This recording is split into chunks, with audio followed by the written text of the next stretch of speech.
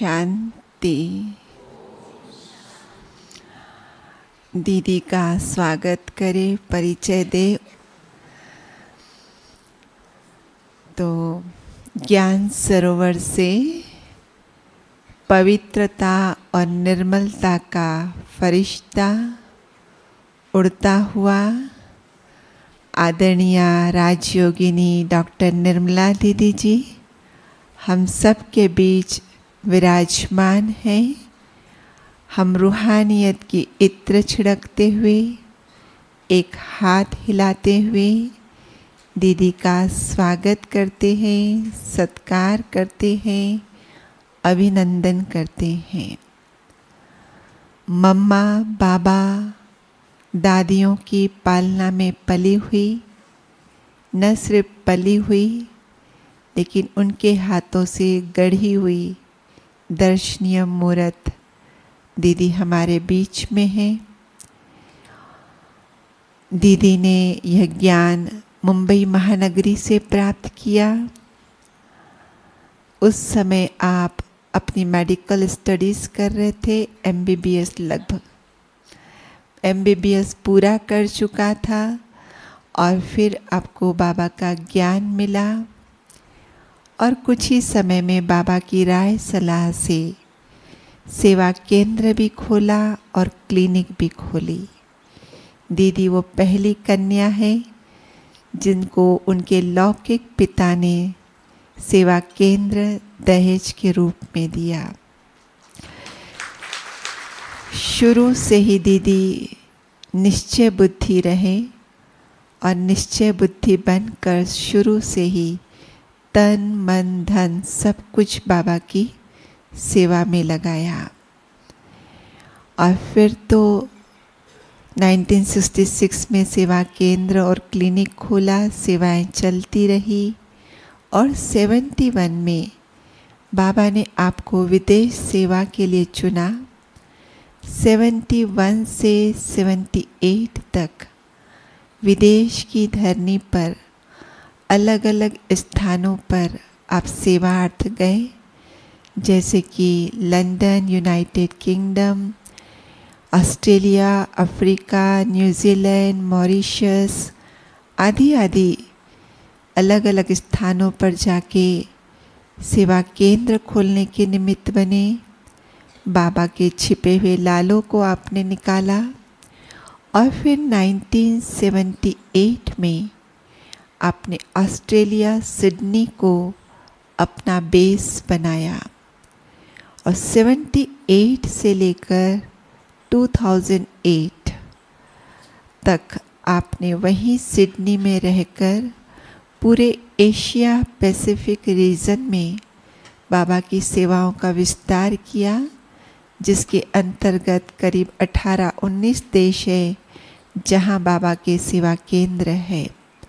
तो वर्तमान में आप एशिया पैसिफिक रीजन के भी डायरेक्टर हैं, तो ज्ञान सरोवर एकेडमी के भी डायरेक्टर है। क्योंकि 2008 के बाद हम सभी जानते हैं कैसे बाबा ने 2009 में दीदी को ज्ञान सरोवर एकेडमी के निमित्त बनाया। और फिर जैसे जैसे दादियाँ अव्यक्त होती चली गई, बाबा ने आपके कंधों पर और जिम्मेवारी डाली। दीदी वर्तमान में हमारे यज्ञ के जॉइंट एडमिनिस्ट्रेटिव हेड हैं, लेकिन फिर भी बहुत लाइट रहते हैं, बहुत इजी रहते हैं। इजी और बिजी का बहुत सुंदर बैलेंस है। न सिर्फ इतना, जितनी ज़्यादा जिम्मेवारी उतना ज़्यादा साइलेंस, उतना ज़्यादा पवित्रता उनके अस्तित्व से, उनके उपस्थिति से हम अनुभव करते हैं। तो दीदी ने बाबा की शिक्षाओं को अपने जीवन में उतार कर बाबा की आशाओं के अनुरूप ये कैसे अपनी न्यारी और प्यारी स्थिति बनाई है, कैसे अपने आप को जिम्मेवारियों में भी शामिल करते हैं लेकिन फिर भी उपराम रहते हैं। दीदी हम आज आपके अनुभव सुनेंगे ताकि हम भी ऐसी स्थिति बना सके। आदरणीय दीदी जी। ओम शांति।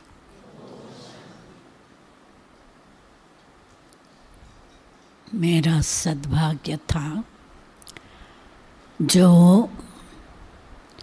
पहले ही दिन मैं मम्मा से मिली। उन दिनों में मम्मा 9 मास बम्बई में रही। मम्मा बाबा मधुबन से जनवरी मास में यूजुअली उनको हम दिल्ली में बम्बई में बुलाते थे कि दिल्ली बम्बई में बहुत ठंडी है,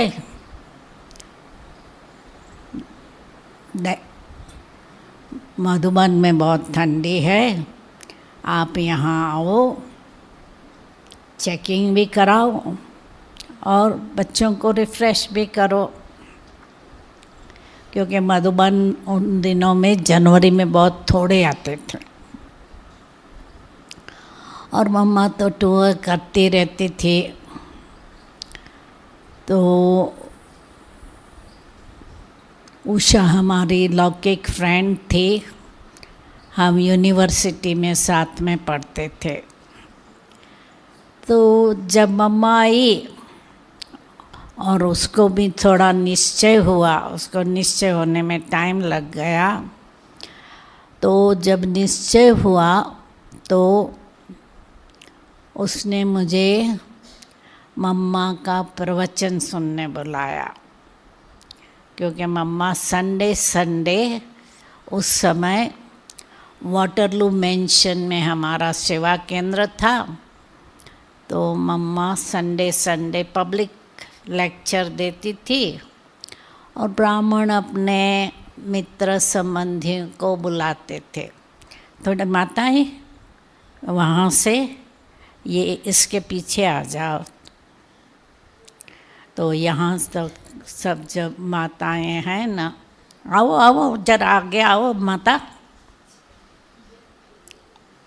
क्योंकि वहाँ माताएं सब घुस के आपस में बैठे हैं।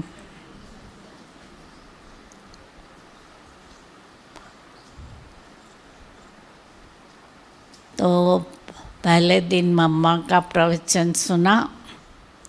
मैं थोड़ी जल्दी पहुंची थी, तो उस समय निर्मल शांता दादी बैठकर 5-6 जो हम जल्दी आए थे उनके साथ बातचीत करती थी कि यहाँ का लक्ष्य क्या है, संपूर्ण निर्विकारी बनना। मुझे ये बात अच्छी लग गई। तो मम्मा का प्रवचन पूरा हुआ तो उषा ने कहा तुम कोर्स करो। तो दूसरे दिन से मैंने कोर्स आरंभ किया। उस समय मैं हॉस्पिटल में काम करती थी, तो रोज़ शाम को 2 घंटा छुट्टी मिलती थी। करके हम 2 के 3 घंटे निकाल देती थी, क्योंकि बम्बई में एक स्थान से दूसरे स्थान पर जाना पौना घंटा लग जाता है, आना जाना और कोर्स करना। तो जब 7 दिन पूरा हुआ तो उषा ने हमें मम्मा से इंट्रोड्यूस कराया कि ये मेरी फ्रेंड है, डॉक्टर है, आदि आदि। और उस समय कुंज दादी पटना से आई थी बम्बई। बाबा क्या करते थे, मम्मा बाबा आते थे तो बड़ी बड़ी बहनों को, दादियों को इधर उधर से बुलाते थे कि आओ बम्बई भी देखो, रिफ्रेश भी हो जाओ मम्मा बाबा से मिलके। तो कुंज दादी ने हमें कोर्स कराया। तो मम्मा ने मेरे से बात की। मैंने कहा मम्मा मेरी टीचर जा रही है। तो मम्मा ने कहा कोई बात नहीं, निर्मल शांता दादी है, वो तुमको देखेंगी। फिर मम्मा ने पूछा कोई सवाल है। मैंने कहा कि मम्मा ये कृष्ण जब पहला पैदा हुआ तो सतो प्रधान था, और क्राइस्ट का भी पहला जन्म सतो प्रधान, तो उसमें क्या फ़र्क है? तो मम्मा ने बताया कि क्राइस्ट का जन्म सतो था, परंतु द्वापर युगी सतो था।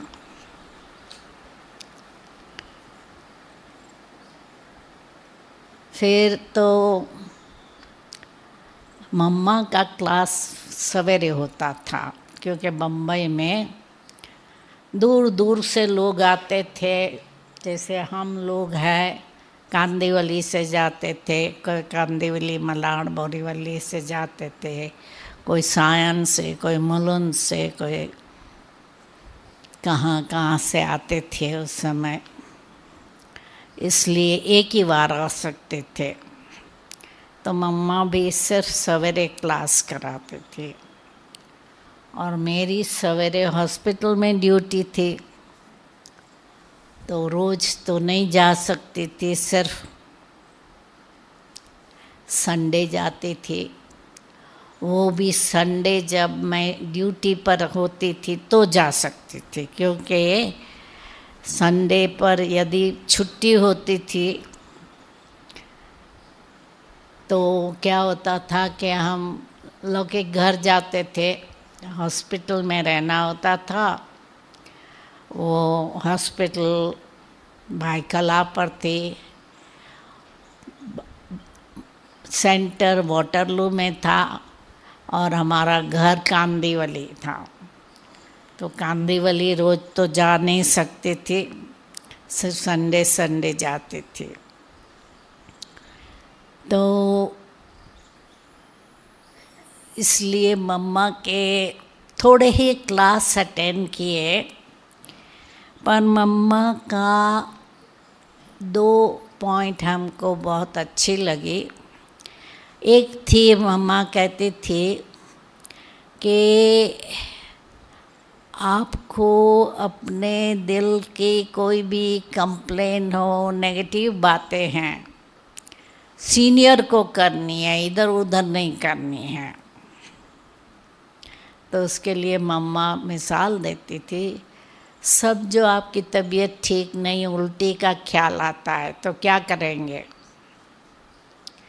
घर में होंगे तो बाथरूम में दौड़ेंगे कि वहाँ जाकर वॉश बेसिन में या फ्लश में उल्टी करके फ्लश कर देवे।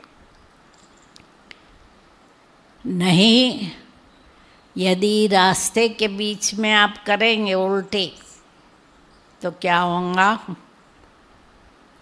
जो भी पास होते हैं उसको भी नाक पर हाथ लगकर जाना पड़ेगा।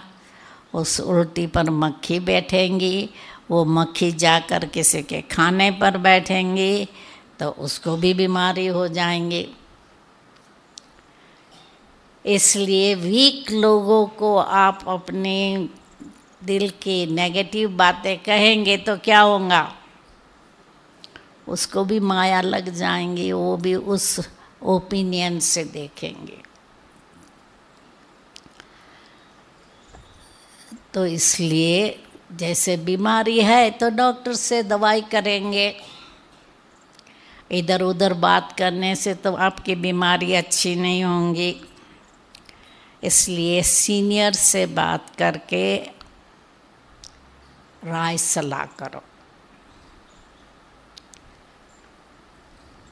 दूसरी पॉइंट थी कि इंडिया में क्या करते हैं, घर सफाई करते, कचरा क्या करेंगे? रास्ते पर डाल देंगे, जस्ट गेट के बाहर। अभी पड़ोसी वाला तो वो कचरा घर में नहीं लाएंगा अपने, आप ही निकाल रहे तो सब निकाल रहे हैं अपना घर का कचरा। इसलिए इसी रीति से आप है ना, औरों का निकला हुआ कचरा, इधर उधर की बातें अपने मन में नहीं रखो, नहीं तो आपका मन भी खराब हो जाएगा। तो जो बात है वो दूसरे वाले फेंकना चाहते, आप क्यों रखना चाहते हो? और मम्मा कैसे बनी? क्योंकि मम्मा से पहले उसकी माँ मौसी सब ज्ञान में आए थे। दादी प्रकाशमणि भी पहले आई थी, और ब्रह्मा बाबा की फैमिली भी सारी ज्ञान में थी। निर्मल शांता दादी, ब्रिजेंद्रा दादी, जसोदा मैया। पर मम्मा शुरू से मुरली की बहुत शौकीन थी। जब मधुबन में, उस समय तो मम्मा बाबा के टाइम सिर्फ, हम आने के बाद तो सिर्फ हिस्ट्री हॉल ही था। उसके पहले तो ये ऑफिस में ही बाबा क्लास कराते थे। तो बाबा मुरली सुनाते थे, बाबा एक गद्दी पर बैठते थे, मम्मा एक गद्दी पर बैठते, पूरा टाइम ऐसा देखकर मुरली सुनते थे। और मुरली भी कई बार पढ़ते थे। जब मुंबई में थी मम्मा, तो यहाँ से फास्ट पोस्ट से मुरली आती थी। रोज़ सवेरे जब बाबा मुरली सुनाते थे तो शांतामणि दादी या ईशु दादी अपने हाथ से मेन पॉइंट्स लिखकर शाम को क्या करते थे, यहाँ से स्टेशन पर जाकर जब ट्रेन का टाइम होता था तब उसको पोस्ट भेजते थे, फास्ट पोस्ट। तो दूसरे दिन सवेरे पहुंच जाती थी। तो मम्मा पहले वो मुरली पढ़ती थी, फिर लिथो की मुरली उस समय थी 63 में, तो लिथो की मुरली पढ़ती थी। फिर उन दिनों में फोर्सफुल की ग्राइंडिंग टेप थी, तो बाबा टेप भर के मम्मा को भेजते थे, फिर मम्मा वो भी सुनती थी। और मुरली सुनकर उसका मनन मंथन करके धारण करते थे। और उनका चिंतन मनन मंथन इतना अच्छा होता था कि सबको मम्मा की क्लास बहुत अच्छी लगती थी। ब्रह्मा बाबा की मुरली, साकार मुरली आप देखेंगे, इधर से उधर, उधर से उधर कई पॉइंट आती थी, और मम्मा की मुरली एक ही पॉइंट क्लियर करती थी, और धारणा युक्त खुद थी। तो मम्मा का जो नियम था सवेरे 2:30 बजे उठना, चाहे कितने भी बजे सोती थी, इतना जल्दी उठ जाती थी। तो मुंबई में उस समय वाटरलू मेंशन तो छोटा सेंटर था, सिर्फ एक बड़ा क्लासरूम था जिसमें 50 के करीब बैठ सकते थे, और एक सिटिंग रूम था, एक बेडरूम था जिसमें पुष्प शांता दादी और निर्मल शांता दादी उस समय रहते थे। तो मम्मा को तो रहने की जगह ही नहीं थी। तो मम्मा जब आती थी तो मम्मा बाबा आते थे तो या तो कोई फ्लैट किराए पर लेते थे, या तो रमेश भाई का फ्लैट, उस समय उनके पास 2 फ्लैट थे, एक पुराना था उसमें वो खुद रहते थे, और नया फ्लैट देव छाया में बना था उसमें मम्मा रहती थी। जमुना उनकी ब्राह्मणी थी, वो साथ में रहती थी।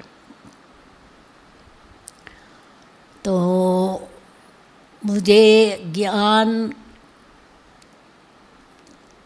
पक्का निश्चय होने में 4 मास लग गया। मैं रोज शाम को जाती थी, पर ये कि शिव बाबा ब्रह्मा के तन में आते हैं और कल्प 5000 वर्ष का है और हूबहू रिपीट होता है। ये 2 प्रश्न थे। फिर उषा ने मुझे सारी यज्ञ हिस्ट्री सुनाई, कैसे कैसे दादियों के अनुभव थे। जब मैं इस दादियों के अनुभव सुने कि कैसे उनको बाबा से कितनी अच्छी भाषणा मिलती थी, पालना होती थी, ये जब मैंने कहानियाँ सुनी तो मैंने कहा ठीक है, शिव बाबा ब्रह्मा तन में आते। फिर जो बाबा कहते हैं, जब शिव बाबा कहते हैं वो तो सच ही होगा, तो इसलिए फिर निश्चय हो गया।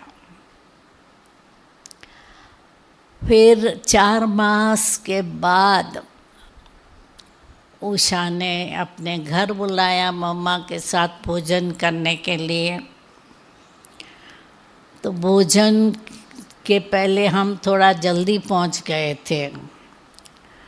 तो क्या हुआ कि जो भाई वहाँ बैठा था, कानपुर से एक भाई आया था, वो उसके साथ बात होती थी, तो उसने भी हमको कैसे ब्रह्मा के तन में शिव बाबा आते हैं वो सुनाया। और वो है बाल भवन में रहता था।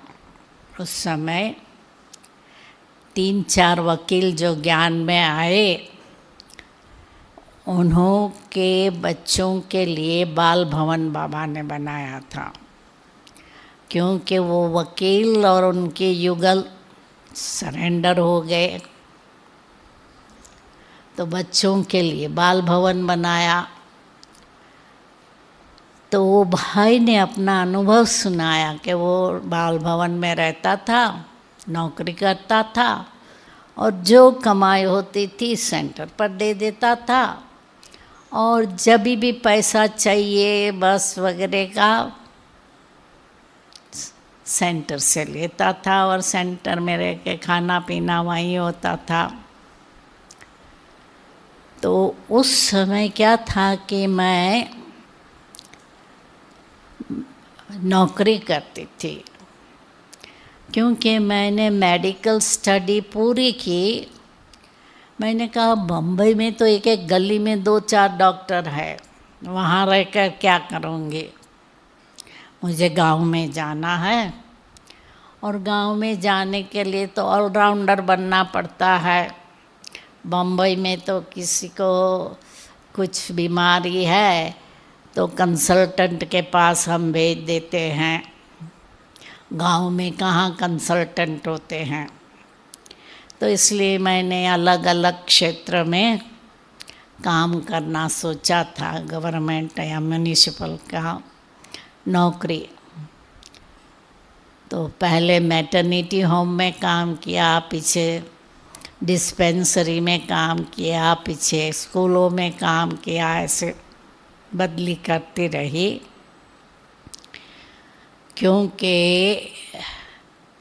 मैटरनिटी होम में तो मैं मम्मा के टाइम जा नहीं सकती थी, पर बाबा आ रहा था, तो हमने कहा कि बाबा की मुरली भी सवेरे ही होंगी, तो इसलिए मैंने पीछे स्कूल की नौकरी ली कि स्कूल में कभी 12 बजे की स्कूल होती है बच्चों को चेकिंग करने के लिए। तो फिर मम्मा ने के उस टाइम जब भोजन पर गई, तो 1962 में मैं जब ज्ञान में आई तब इंडिया और चाइना की वॉर चल रही थी। तो हम लोगों को ये था कि गवर्नमेंट में जो जॉब करते थे कि उन्हों को कहा गया कि आपको नेशनल डिफेंस फंड में जो देना है वो नौकरी से कट कर लो। तो मैं 90% हमारी जो इनकम थी उसमें देती थी नेशनल डिफेंस फंड में, क्योंकि घर में रहना था, पिताजी संपन्न थे, कुछ पैसा तो देना नहीं था घर में, सिर्फ पॉकेट मनी 10% रखती थी, क्योंकि कपड़े भी तो पिताजी खरीदते थे, माँ बाप खरीदते थे, खाना पीना भी घर में होता था, सिर्फ ट्रेन की टिकट निकालनी होती थी, पास निकालना होता था, बाकी तो खास कुछ खर्चा होता नहीं था। पर जब हमको निश्चय हुआ तो हमने कहा अभी नेशनल डिफेंस फंड में नहीं दूंगी, बाबा के भंडारे में डालूंगी। तो 80% इनकम भंडारे में डालती थी बाबा के, 10% नेशनल डिफेंस में और 10% अपने पास रखती थी। और बम्बई में उस समय सिर्फ 2 सेवा केंद्र थे, वाटरलू में और सायन, और नलिनी बहन का घाटकोपर का भी बन ही रहा था। तो मुझे रमेश भाई ने कहा कि बाबा का आश्रम फ्लैट में हो ये तो अच्छा नहीं है, आश्रम कब लगेगा जब बंगलो टाइप होगा, तो तुम कांदीवली तरफ देखो क्या प्राइस है मकानों की। तो मैंने सोचा देखो मेरे लौकिक पिता ने सब लड़कियों के लिए डाउरी के लिए अलग पैसा रखा था, वो बिजनेसमैन था, तो जो इनकम होती थी बिजनेस में यदि वो सब अपने पास रखता था तो उसको भी 90% टैक्स भरना पड़ता था।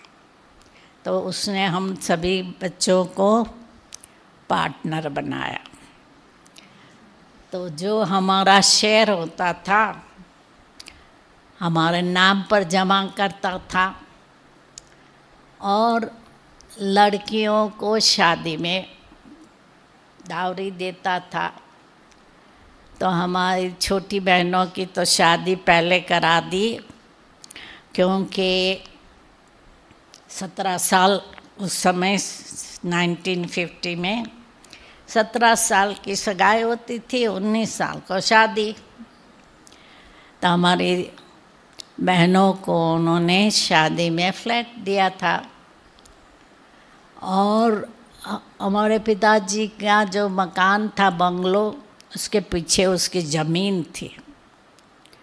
मैंने सोचा कि बाहर मकान ढूंढने जाओ, उससे क्यों नहीं हम अपने पिताजी से ये ज़मीन की मांग करें कि यहाँ हम सेंटर बनाएं।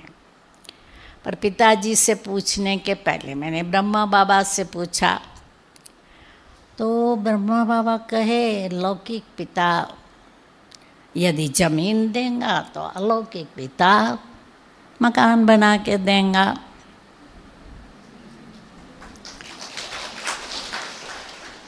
पर हमारा पिताजी भी तो पक्का था ना, व्यापारी, कहे लड़कियों को इतना नज़दीक नहीं रहना है, तुम फ्लैट ढूंढो,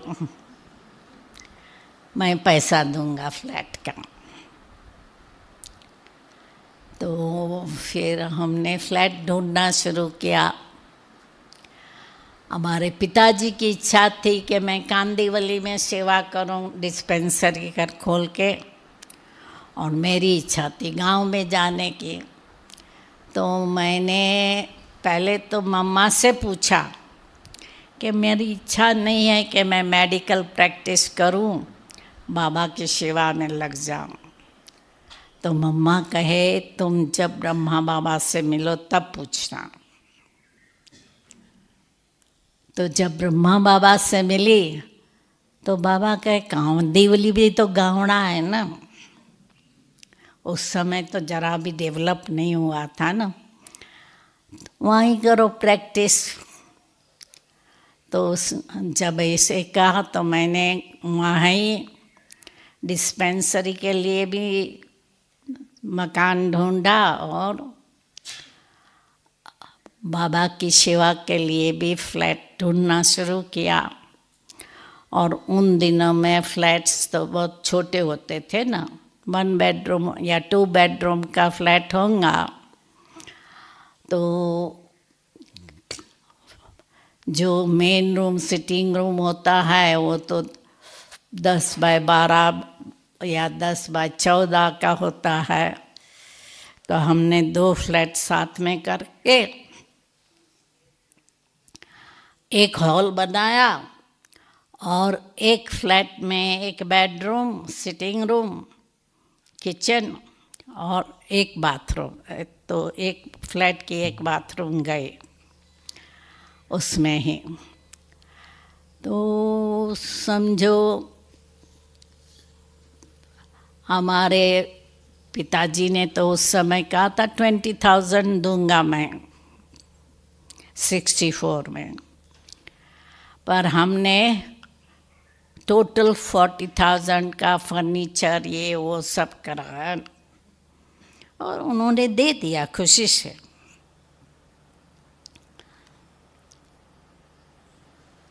तो जब मैं ज्ञान में आई, मतलब मैंने 17 साल में हमारे पिताजी को कहा या तो मैं शादी करूँगी या मेडिकल स्टडी करूँगी। मेडिकल स्टडी भी हार्ड होती है और सगाई करने के लिए तो पहले कहेंगे सगाई करो, पीछे कहेंगे अभी जल्दी जल्दी शादी करो, फिर बच्चे पैदा हुए, फिर सासू जी क्या करे, वो अभी यहाँ जाओ तुम वहाँ जाओ, ये इसकी शादी हो रही है, इसकी मंगनी हो रही है, इसका जनेऊ है, जाओ तुम, हमने अभी सब कर लिया, अभी बहू का टर्न। तो इसलिए मैंने कहा कि ये दोनों काम हमसे नहीं होंगे, क्योंकि मेरी भाभी भी डॉक्टर थी, पर उसने कहा कि बच्चे पहले, उसकी संभाल करनी है, प्रैक्टिस घर में ही प्रैक्टिस शुरू कर दी उसने, अपना डिस्पेंसरी नहीं खोला। तो मैंने कहा मैं तो ऐसा नहीं करना चाहती हूँ, पढ़कर फिर बच्चे ही संभालने हैं तो पढ़ने का क्या फ़ायदा। तो हमारे पिताजी की खुद की इच्छा थी कि मैं डॉक्टर बनूं, क्योंकि पढ़ने में होशियार थी। तो इसलिए बाबा ने जब कहा कि चलो तुम्हारे पिता की इच्छा पूरी करो, कांदिवली में ही सेवा करो,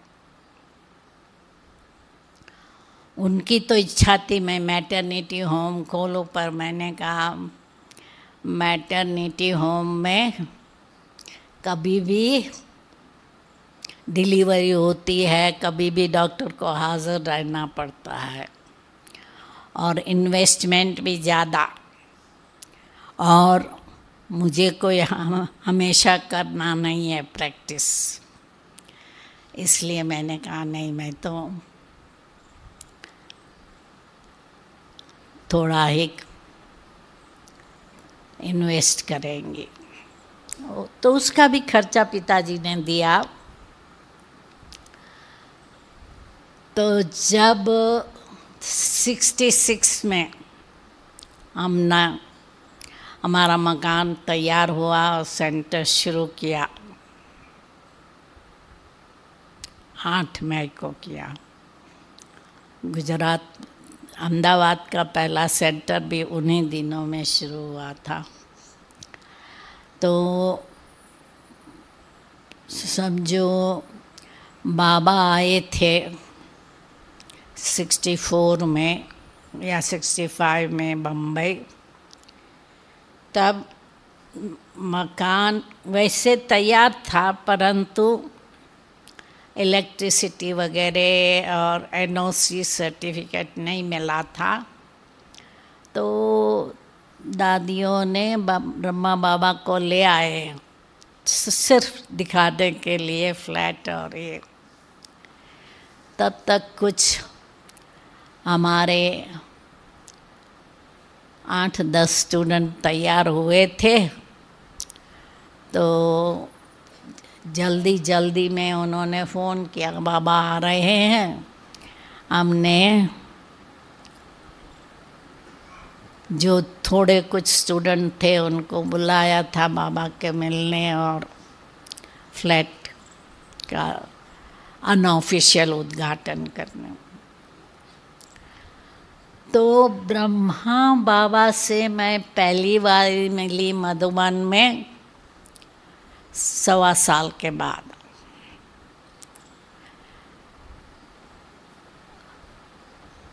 तो मम्मा की ये विशेषता थी, कभी अमृत वेला मिस नहीं करती थी। तो रमेश भाई के घर एक दिन रात को 12 बजे तक कोई मिनिस्टर आया था। तो मम्मा 12 बजे सोई, 2:30 बजे उठ गई। रमेश भाई कहे, मम्मा आप तो इतना देरी से सो गई और फिर उठ गई। तो कहा, मैं कैसे मिस कर सकती हूँ, मेरा पीयू को मिलने का टाइम है 2:30 बजे का, मैं मिस नहीं कर सकती। दूसरी बात कि मम्मा है, बाबा को हमेशा हाँ जी, कभी भी बाबा कुछ भी कहे हाँ जी। तो एक बार मधुबन से पार्टी जा रही थी, बाबा गो सुन कम सुन टोली देता था जब हम लोग जाते थे। तो वो पार्टी बाबा से छुट्टी ही ले रही थी। तो बाबा को संकल्प आया कि इनको गरम गरम हलवा खिलाऊं। तो बाबा ने मम्मा को बुलाकर कहा, गरम गरम हलवा बना के खिलाओ उसको, इन्हों को। और दादी मनोहर वहाँ खड़ी थी, कहा कि ये तो जा रहे हैं और बाबा मम्मा को कहते हैं गरम गरम हलवा बनाओ। पर मम्मा ने कुछ सवाल नहीं पूछा, वो चली गई किचन में। 10 मिनट में तो हलवा बन गया, थोड़ा बनाना था। और बाबा ने, क्योंकि उन दिनों में हम लोग क्या करते थे, यहाँ से बस स्टॉप तक पैदल जाते थे और हमारा सामान बैलगाड़ी में जाता था। तो वो सामान चला गया, ये लोग भी चले गए। अभी तो सामान चढ़ाते थे, तब तक वो हलवा पहुंच गया साइकिल पर। तो उनको गरम गरम हलवा मिल गया। एक बारी जब शुरू में क्या होता था, संदेशी ध्यान में जाते थे और ध्यान में जाकर जो दृश्य देखती थी, कई बार बाबा कहते थे, शिव बाबा, कि ये औरों को दिखाओ। 9 बजे संदेशी आई, कहती है 9 बजे कल सवेरे लक्ष्मी नारायण का स्वयंवर दिखाना है। अब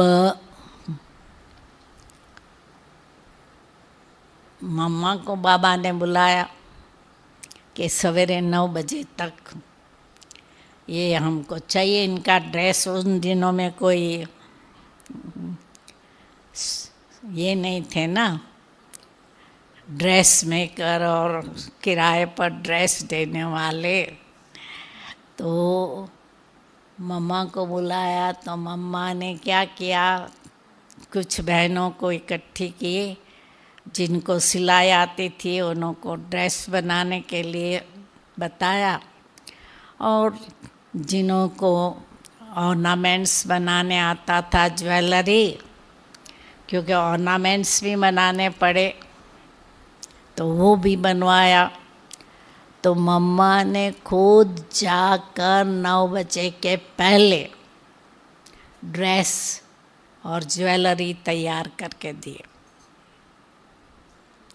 मतलब मम्मा ऐसे नहीं कहा कि बाबा 9 बजे सवेरे क्या आए शाम को करें ना, हम ऐसे नहीं कहा कि कल हम बनाएंगे, नहीं, बाबा ने कहा किया। तो ब्रह्मा बाबा को मैं पहली बारी मधुबन में मिली यहाँ।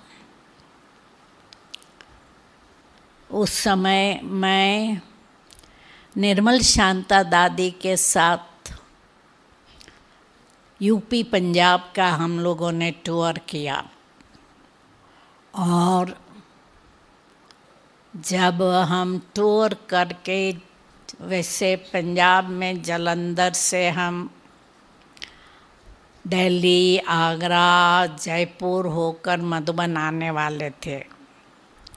निर्मल शांता दादी इंचार्ज थी मुंबई की, और उसी समय 64 मई में मालूम पड़ा कि मम्मा को ब्रेस्ट ट्यूमर है। मतलब डॉक्टरों ने कहा कि ये ट्यूमर है, जांच करने के लिए बम्बई जाओ, क्योंकि उस समय टाटा हॉस्पिटल बेस्ट हॉस्पिटल थी बम्बई की कैंसर के लिए। तो मम्मा बम्बई आई, तो हम लोगों ने टूर छोड़ दिया और जालंधर से सीधा आबू आ गए। और उस समय हम बाबा से मिली मई में। तो बाबा के साथ पत्र व्यवहार तो हम करते ही रहे। तो जैसे ऐसे नहीं लगा कि मैं कोई बाबा को पहली बार ही मिलती हूँ, जैसे बाबा को मैं पहचानती ही हूँ। और बाबा से हम लोग है स्नान करके फिर बाबा से मिले। तो उन दिनों में 2-3 बार ही बाबा को मिलते थे। पहले तो आते ही मिलते थे, पीछे गिफ्ट के लिए बाबा बुलाते थे, और जाने के पहले गोसुन कमसुन टोली लेके जाते थे। और ज़्यादातर एक बारी जब पार्टी आती थी बाबा ब्रह्मा भोजन भी कराते थे, और उन दिनों में कोई ज़्यादा लोग नहीं आते थे, और हम लोग हिस्ट्री हॉल में ही ब्रह्मा भोजन करते थे, या तो ऊपर छत में भोजन करते थे बाबा के साथ, मामा के साथ। पर मम्मा को मैं मधुबन में नहीं मिली, क्योंकि बम्बई में ही मम्मा ज़्यादा आती जाती रही। कैंसर के कारण ट्रीटमेंट भी वहाँ करती थी, और क्लासेस भी वहाँ ही करते थे। तो ब्रह्मा बाबा को मैं पहली बार ही मिली, तो मैंने पूछा कि बाबा मेरी इच्छा नहीं है प्रैक्टिस करने की। बाबा ने कहा नहीं, तुमको डबल डॉक्टर बनना। और बाबा की परख शक्ति बहुत अच्छी थी, देखते थे क्या ड्रेस पहना है, कैसे बोलते हैं, कैसे चलते हैं, और जान जाते थे। कई बार जो दादी उसको लाती थी अपने ग्रुप को, तो ग्रुप में से कोई 1-2 थे, उसकी बहुत प्रशंसा करती थी कि बाबा ये तो बहुत अच्छा है, सर्विसेबल है। तो बाबा 5 मिनट में परख लेते थे, ये चलेगा नहीं चलेगा, इसका पास क्या होगा, फ्यूचर क्या होगा। और हमने भी आते ही हम लोग क्या करते थे, 7 दिन का कोर्स करते थे और जैसे थोड़ा चलते थे तो दादियाँ कहती थी ब्रह्मा बाबा को पत्र लिखो, अपना परिचय दो। तो पासपोर्ट साइज फ़ोटो भी भेजते थे और अपना पत्र भी भेजते थे कि मैं आपकी इतने दिन की बच्ची हूँ। फिर दोबारा पत्र लिखते थे 1-2 मास के बाद कि मेरे जीवन की कर्म कहानी क्या। तो हमारे कर्म कहानी तो यही थी, कभी कभी भाई बहनों का झगड़ा होता था और क्या होता था,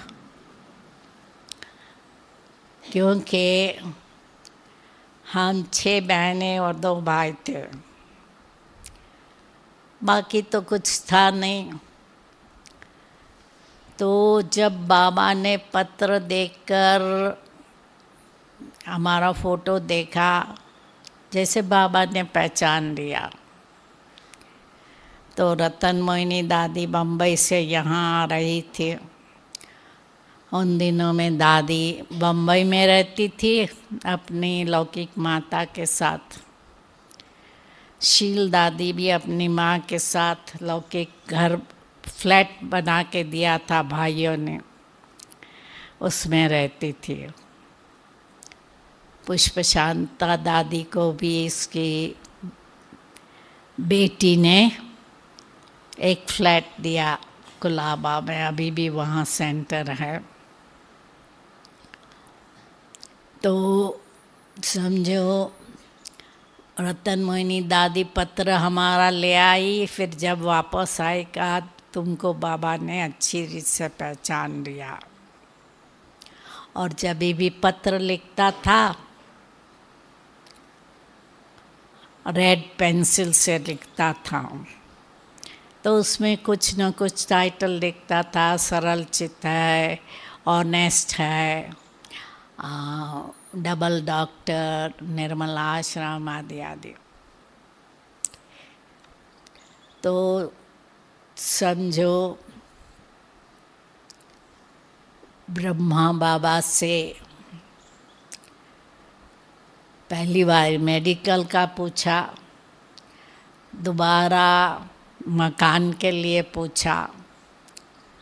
तो ऐसे समझो जो भी हमारे जीवन में कार्य करना होता था, हम बाबा से या तो पत्र व्यवहार से या पर्सनल मिलकर बातचीत कर लेती थी।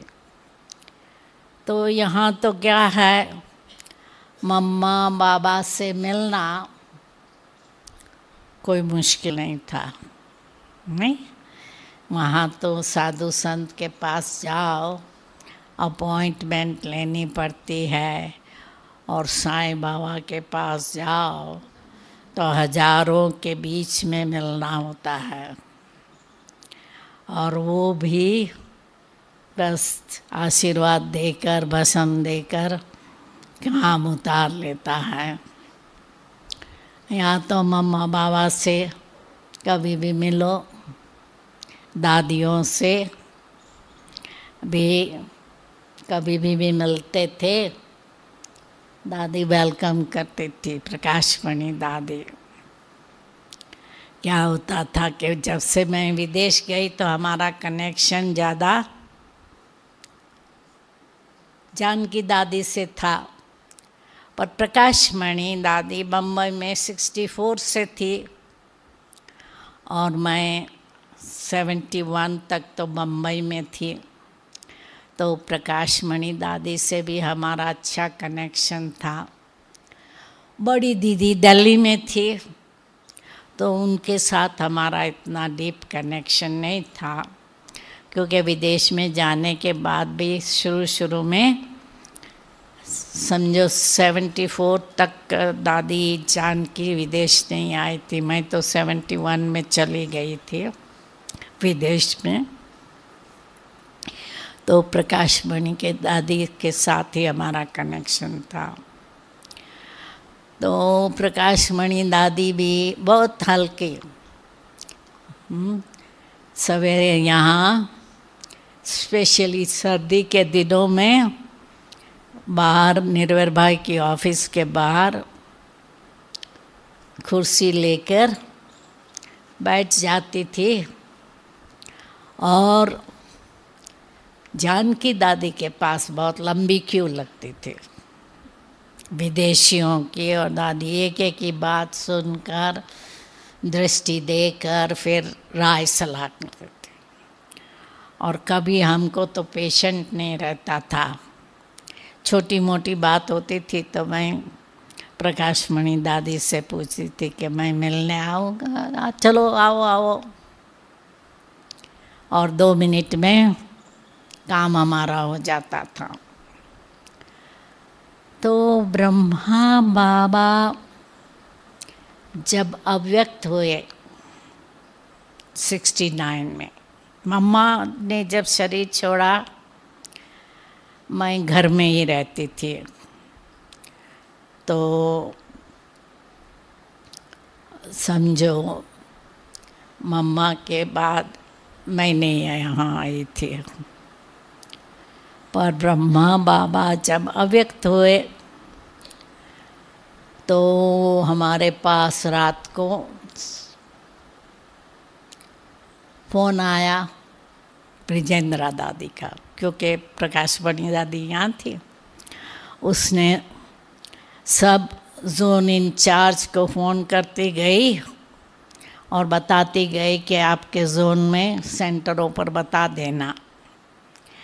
तो ब्रिजेंद्रा दादी बम्बई की इंचार्ज थी, महाराष्ट्र की भी, उन्होंने फ़ोन किया, निर्मला ड्रामा पर हडोल है।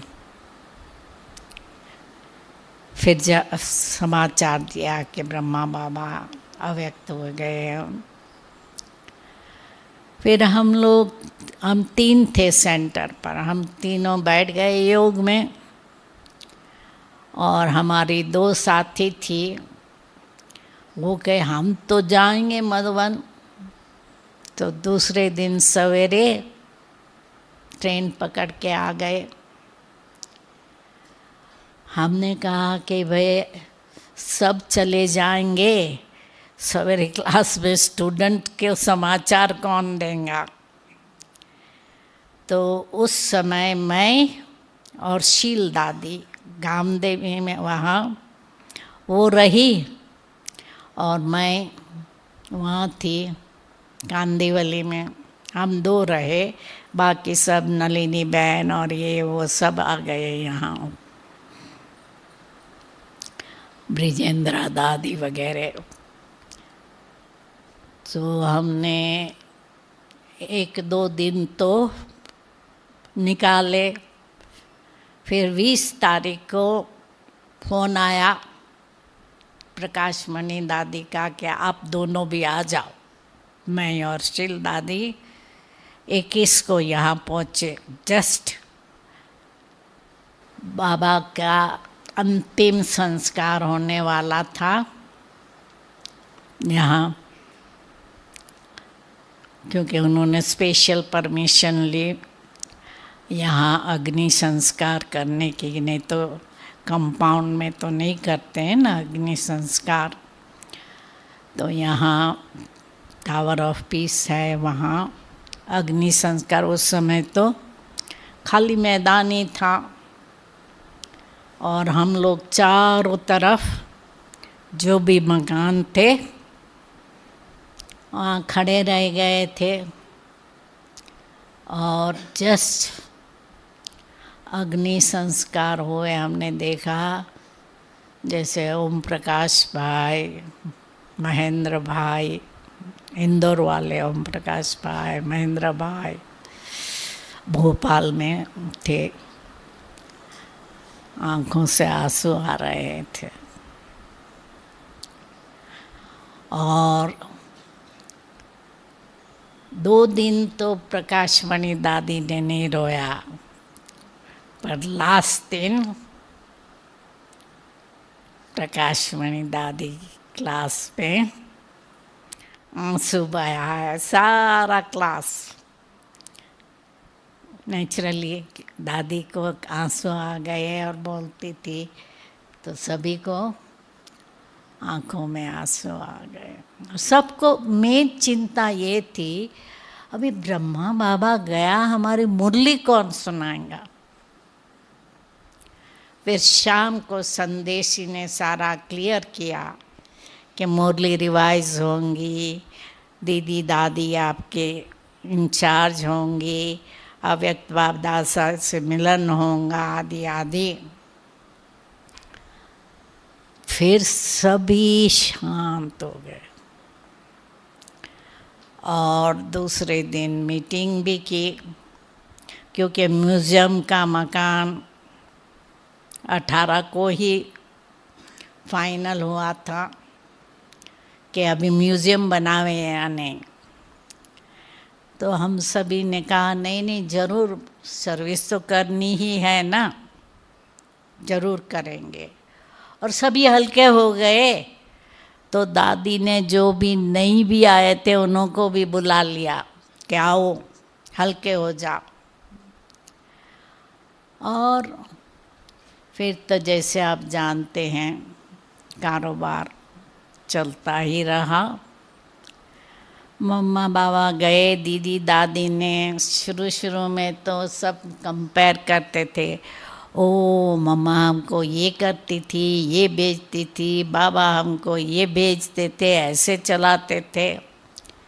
पर 1 साल के अंदर सभी ने कहा नहीं, हमको दीदी दादी से मम्मा बाबा की भाषा आती है। और सब खुश हो गए। तो ब्रह्मा बाबा के टाइम में सिर्फ 125 सेंटर थे और दादी ने जब शरीर छोड़ा 120 देशों में सेंटर। तो दादी ने बहुत सेवा बढ़ाई, प्रकाशमणि दादी। और जब दादी ने शरीर छोड़ा सभी ने कहा हम माँ को मिस करते हैं, क्योंकि दादी बहुत स्नेह स्वरूप थी, सबकी राय सलाह लेकर चलती थी और खेलना कूदना, क्रिकेट खेलना, बैडमिंटन खेलना, पीस पार्क ले जाना सबको, वहाँ भी खेलना। तो दादी पढ़ाई में भी नंबर 1 थी, कोई मुरली मिस नहीं करते थे। आजकल तो ज्ञान सरोवर में हमारे समर्पित भाई 50% भी क्लास में नहीं आते। उस समय यहाँ कोई मिस नहीं करते थे मुरली। तो अभी भी विदेशी याद करते हैं ना, अंत में दादी आए ना, ऐसे ऐसे गुलदस्ता लेकर आती थी, आज सुनाओ बाबा ने मुझे क्या कहा। क्योंकि मुरली के पहले बाबा के कमरे में जाती थी और कुछ न कुछ संदेश ले आती थी। तो जो दादी के टाइम में यहाँ थे वो याद करते हैं दादी कैसे आकर पहले पहले संदेश सुनाती थी। तो मम्मा बाबा दादियों की पालना लेने का हमको अच्छा ही सौभाग्य मिला। ओम शांति।